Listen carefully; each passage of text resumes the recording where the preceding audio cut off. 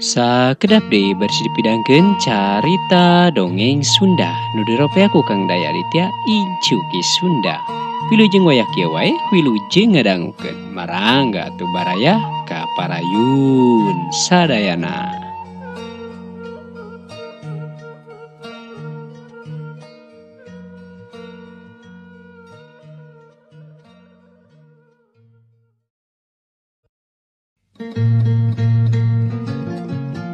Nu tepung di imah dukun karya I Asikin.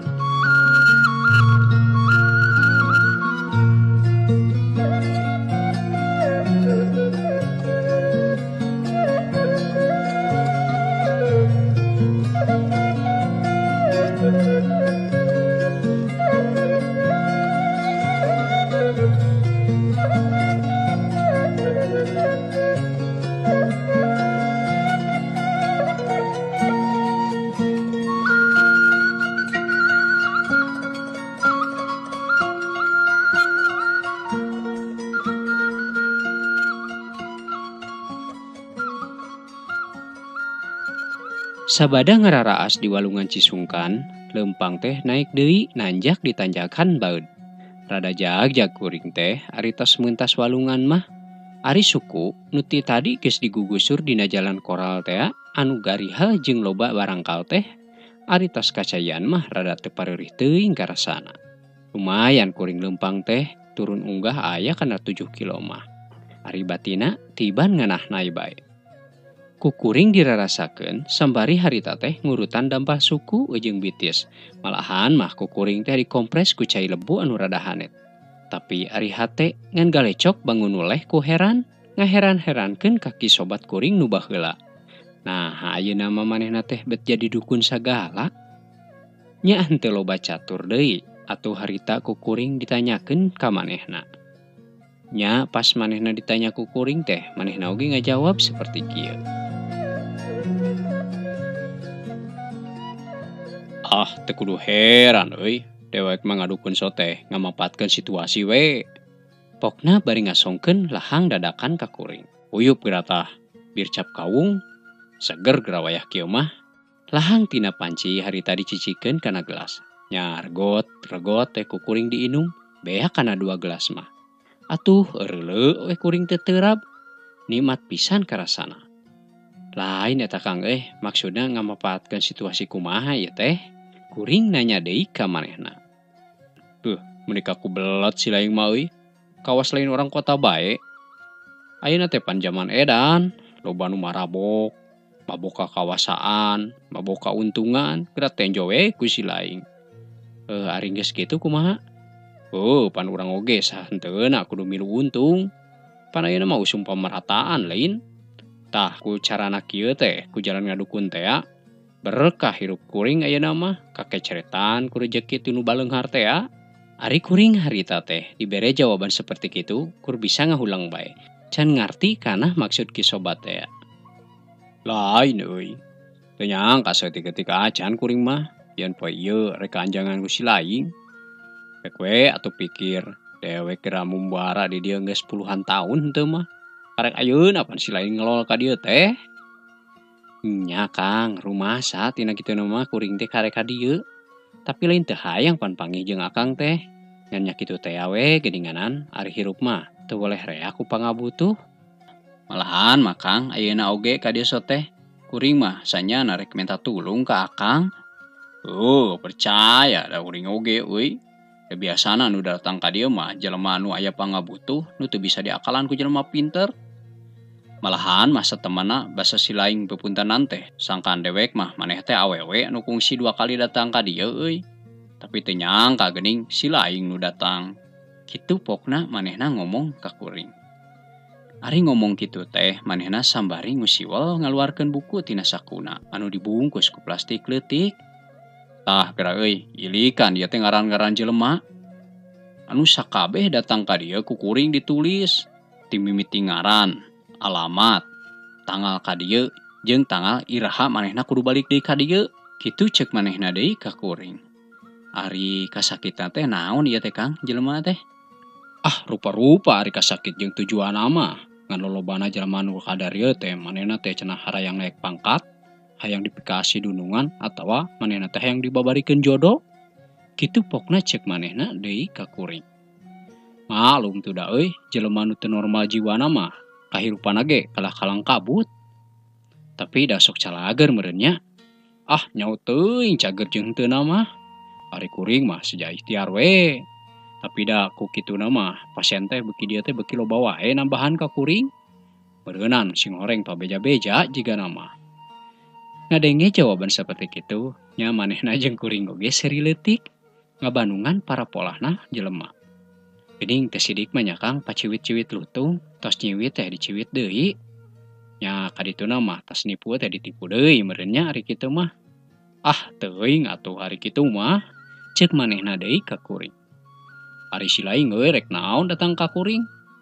Lain kuring teh boga tanah. Hayang cak ewok mah, tapi da tujuanna mah teh hayang dipelakan jeruk. Ngan bejana we di dieu cenah sok ngajualan bibitna kitu, mata kuring teh datang ka dieu. Ngadenge jawaban kuring seperti kitu, manehna kalakah seuri. Mending gagak henteu mah. Eta euy, panya teh si laing kos nu sejen, rek ngadon tatamba. Ari kira-kira butuh bibit jeruk mah tuh nanyakeunana kudu kasih kaslan, sugana aya keneh eta ge. Ngomong kituna teh, manehna bari cengkat. Tuluy we ngagorowok ka anakna, anu kabeneran imahna teh aya dipelebah-lebahkeun imah manehna. Harita manehna ngagoroan anakna tina janela. Kaslan, kadieu ngelol heula sakedeung. Kitu ceuk manehna ngagoroan anakna nu aya di imah lebah. Aya naon, Pak? Lain eta euy, bini jeruk teh aya keneh. Aya, Pak. Kana 100 tangkalan deui mah jigana mah kurang leuwih lah sakitu. Syukur atuh aya mah. Agehan we anu baradagna unggul, ieu keur kirimeun ka urang dayeuh. Kitu ceuk sobat ka anakna. Ah, Kang tong loba-loba teuing da tanahna oge ngan satapak peucang. 10 tangkal we kuring mah cukup. Kitu ceuk kuring ka manehna. Oh, panya teh puluhan hektar. Ah, puluhan hektar ti mana, Kang? Mesingna kuring teh naon? Ari geus kitu mah, geur bae manehna jeung kuring teh ngadongeng ngaler ngidul. Pahit cenah perjalanan hirup ki sobat teh. Make ngalaman buburuh dagang es lilin sagala. Manehna teh ngajengjing termos kawas bolon. Ari hasilna ngan ukur bisa meuli beas sapoeun. Lila mah manehna teh pangangguran. Ngisi waktu dina pangangguran manehna teh diajar nyangkok, ngisian tanah teh tinggal mitohana. Nu di lamping, nu di pasir, anu geus parinuh kujukut jeung eurih. Nya teu lilah mah ku manehna dikeureuh we dipaculan, dipiara. Eurih anu ngagegedeg teh beak ka akar-akarna didurukan ku ki sobat.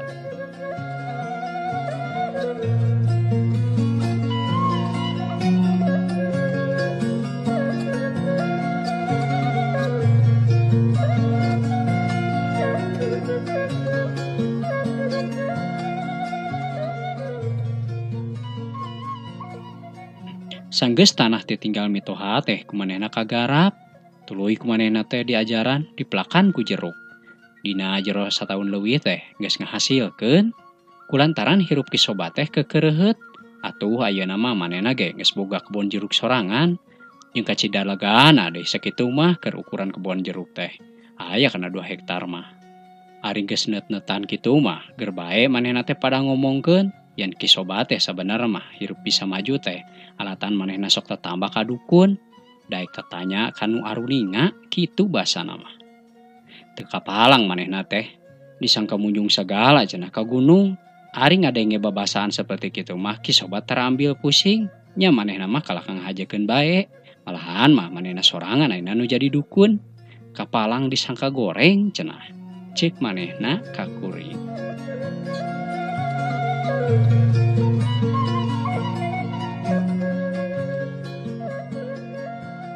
Sabasa kuring keur gogoleran di kamar hareup.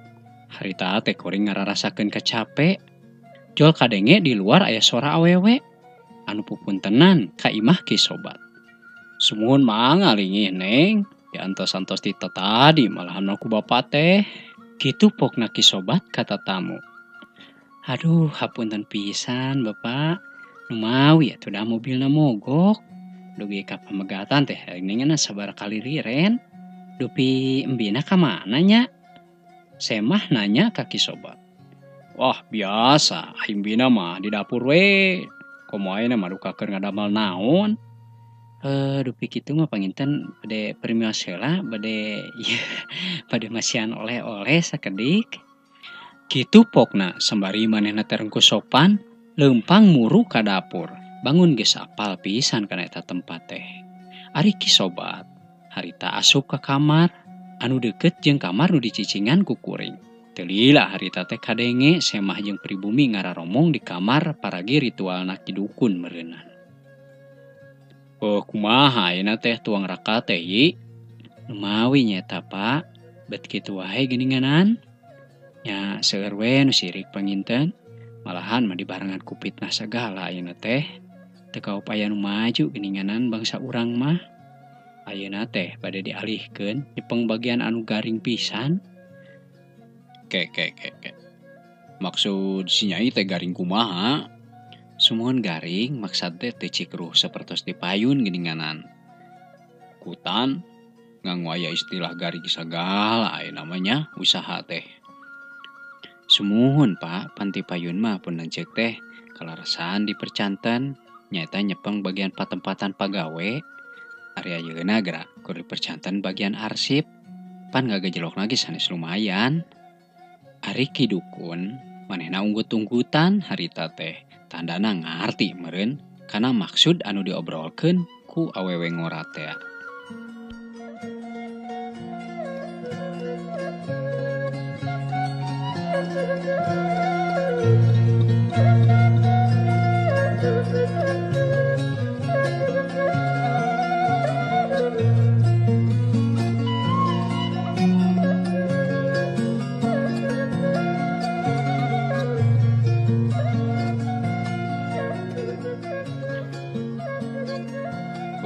Ari pamaksadan si Nyai saterasna kumaha?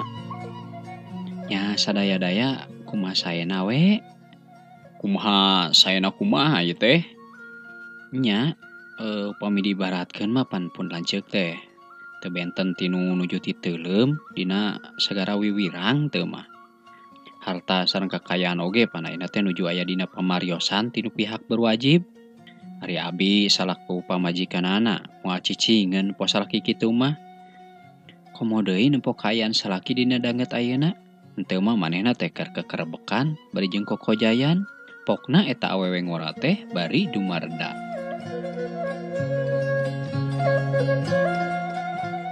Leres Nyai kitu. Di lain-lain ge Nyai mah istri satia, kayung yun keur geulis teh. Kitu ceuk Kisobat ka awewe ngora teh. Nya kitu musik dina pewayangan mah si Nyai teh Sri Kandi nya Abah. Kitu ceuk pamajikanana Kisobat teh.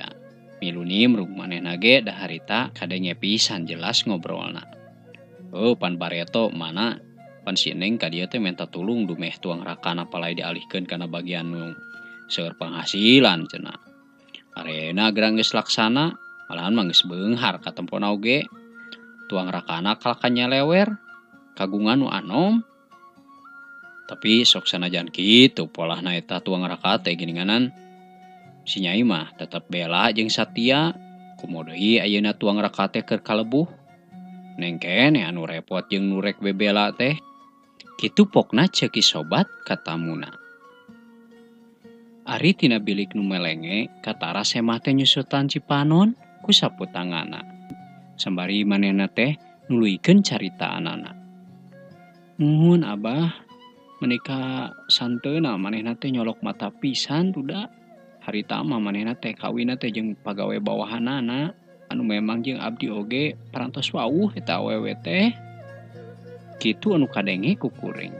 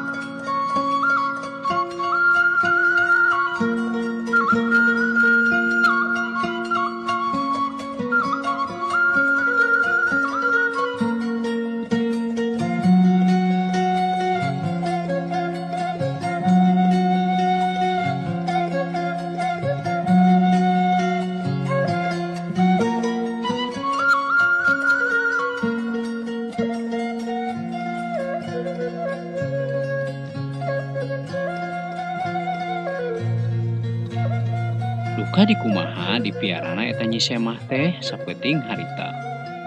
Kanyahoan so teh sabasa isuk-isuk we dina bak kamar mandi bet pabalatak rupa-rupa kekembangan jika nama urut ngamandian nu tetamba kawasna.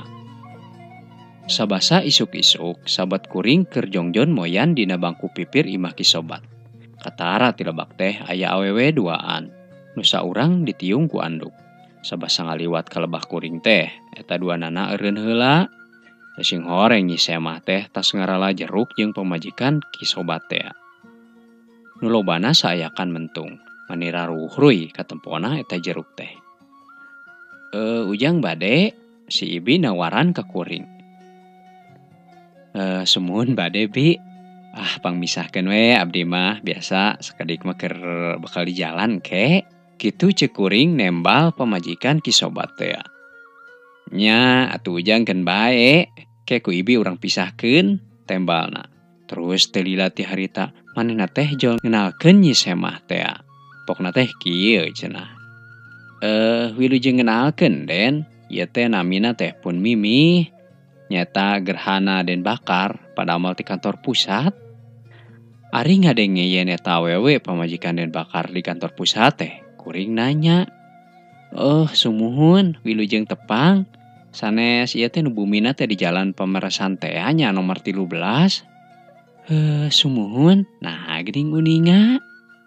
Nya terang we da sok ngalangkung pan abdi mah kapalih dinya. Kitu tembal kuring ka manehna. Dupi bade mulih iraha. Engkeun jigana mah rada siangan margi supaya teu remis teuing kitu tah, ceuk kuring ka manehna. Teu lila kuring ngobrol jeung maranehna teh. Nya atuh manehna oge tuluy arinit katongoh jeung pamajikan ki sobat teh. Ari kuring harita cengkat tina diuk, tuluy kuring teh muru ka belah lebak. Erek muru ka imah Jang Kaslan, dek seja nganiatan ngaduitan bini jeruk teh. Ari pek teh ku Jang Kaslan kala ditolak, pajarkeun teh cenah. Cek bapa oge, ieu mah hitung-hitung ngajimatan, kitu pokna ka kuring. Malahan mangke ge kumanehna dek dipangmoakeun nepi ka pamegatan, da sakalian Jang Kaslan erek balanja ka dayeuh.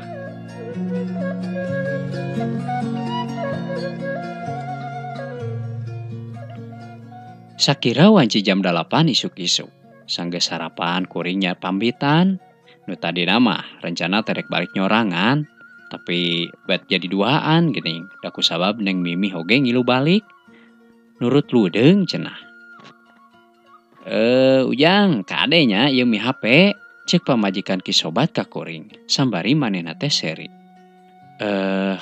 Keun be lah sing percaya ka kuring. Kitu ku kuring ditembal teh.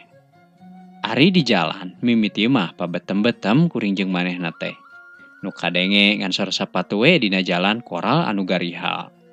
Ari kuring jeung manehna bisa lempang-lempang soteh, bobohan we nutur-nutur tapakan nu geus lidig urut batur. Ari nu saterusna mah babaduyan we mapay jalan satapak. Manehna ti heula kuring pandeuri. Duh, ieu teh mudun kumudun nanya Kang, matak ti kusruk. Kaditukeun nanjak menika cidang ngahegakna. Kitu ceuk Neng Mimi ngamimitian muka carita. Nya kitu teh Neng. Di dunia mah pan teu aya nu langgeng, ceuk kuring nembal ka manehna. Nya Kang, ream nya mun unggal dinten kedah ka dieu. Teu cara di kota pan teu tumpakan burber indit ka ditu ka dieu ge babari. Puguh oge Neng. Da ai kota mah pan keur jelema nu senang, nu seueur artos.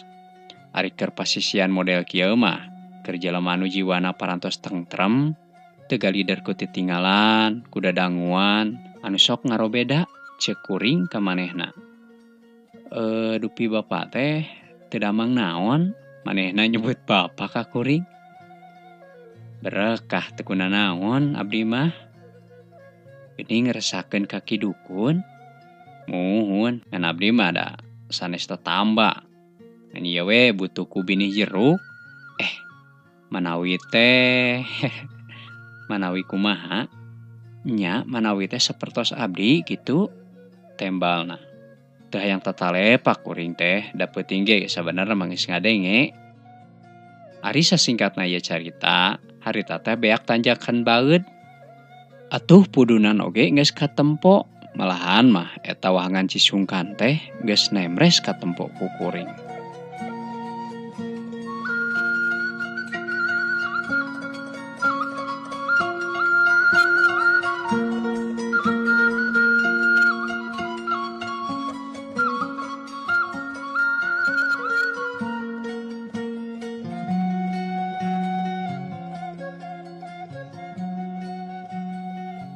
Sanggeus saya di sisi wahangan Cisungkan, harita teh kuring singkil, malarkeun calana supaya teu kabaseuhan.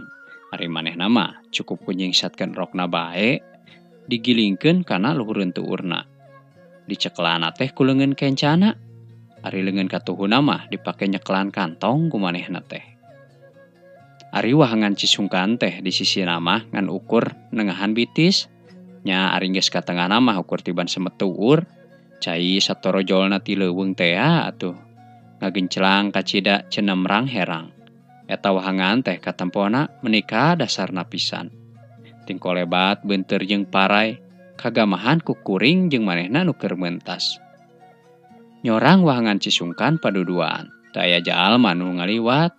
Nya ari pas pelebah nu jero mah neng mimih oge menika ti pepereket, nyakelan kana pupeuteyan leungeun kuring. Malahan makalang Kang Pingping nu mulus teh kuat kokolebatan dina cai, saban ngalengkah oge katempo bae. Hanya kala awewe deungeun. Bareng geus nepi ka peuntas, reg ngarandeg. Pas pisan dina pelebah batu nu nemrak. Nya pelebah dinya sukuna nu baraseuh teh disusutan ku manehna ku sapu tangan. Sanggeus nyorang wahangan Cisungkan mah, ayeuna mah jalan teh geus tinggal datarna. Malahan mah kenca katuhun jalan teh pinuh ku pahumaan, anu parena teh garek kumunda katempona oge. Tinggeleber di dinya teh tikukur, kagerewahkeun ku kuring. Diselang-selang oge kucing torolongna, puyuh anu meuntasan jajalaneun. Duh, ku sayeuna we aya rencang. Upami nyorangan mah moal wantun, abdi teh ngalangkung ka dieu saleresna mah. Komo daerah nu palih payuna mah menika Caneom kapilarina ge. Kitu ceuk manehna muka deui carita. Dupi kamari sareng saha ngalangkung ka dieu teh? Nya sareng rombongan nu tos balanja ti dayeuh tembalna. Sabasa reureuh dina catang sisi jalan, manehna nanya, "Dupi akang teh tos kagungan putra?" "Ah, putra ti mana, Neng? Bojo ge teh acan gaduh." "Ah, nya Kang nu leres. Leres pisan akang mah teu acan." "Paingan atuh." "Paingan kumaha?" "Nya paingan basa abdi ngiring muntang ka salira mending ngadeg-deg." Kitu pokna teh. Sambari nyusutan kesang anu ngagarajag. "Salaresna mah Neng, kapungkur teh kantos abdi ge ngarencana gaduh bojo. Malahan mah parantos saprukeun pisan kana akad nikah teh. Dumadakan atuh da kalah kabujang disamber heulang." "Paingannya," saur sepuh, "bojo mah gegeberan pati." Kitu ceuk kuring ka manehna. "Disamber heulang kumaha maksudna teh Kang?" "Nya dikawin ku dununganana. Leheung mun awet mah, ieu mah pan teu acan sasasi-sasasi acan parantos dipirak deui geura." "Kutan? Ku dununganana nya?" "Muhun ku dununganana." "Duh ku teung-teuingeun nya Kang. Dupi ngantorna di palih mana pigarahaeun teh?" "Nya eta sakantor sareng caroge Neng di kantor pusat sami." "Saha jenengan istrina teh Kang?" "Nya ai wastana mah Narti. Ari bebengok lalaki anu ngarurujitna mah katelahna teh si Bakar." Ceuk kuring ngabudalkeun ka keuheul. Dikitukeun teh katara Neng Mimi harita beungeutna menika nyiak asak beureum. Teu karasa ayeuna mah waktu teh geus nepi deui ka pamegatan. Kasampak harita teh aya Ki Kaslan anu keur nyanghareupan cikopi di warung sangu. Ari binih jeruk mah cenah kumanehna geus dipernahkeun dina bahasi mobil. Anu keur ngajaluk jeruk megat muatan. Pohara kuring ngarasa bungahna. Kusabab geus dibere binih jeruk. Mangkaning ieu mah jeung dipangmawakeun sagala deui. Ngaraskeun meureun Ki Sobat teh ka kuring, da nyahoan kuring mah lain tukang angkat jungjung. Ari Ki Kaslan rek diburuhan teh, kala dikepehkeun, kawasna mah dicarek ku bapana. Sabot manehna keur balangah ngan beus wae ku kuring teh diasupan rokok 2 bungkus kana saku calanana. Ari di sapanjang perjalanan dina jero mobil teh kawas nu teu pista. Ari Neng Mimi mah da kabeneran diukna teh dihareup ngan ari kuring mah diukna teh deukeut bahasi. Malahan mapasedak-sedak pisan jeung bandar cengek. Katempo tina kaca spion beungeut Neng Mimi. Menika reuy hate teh malik cua ka manehna.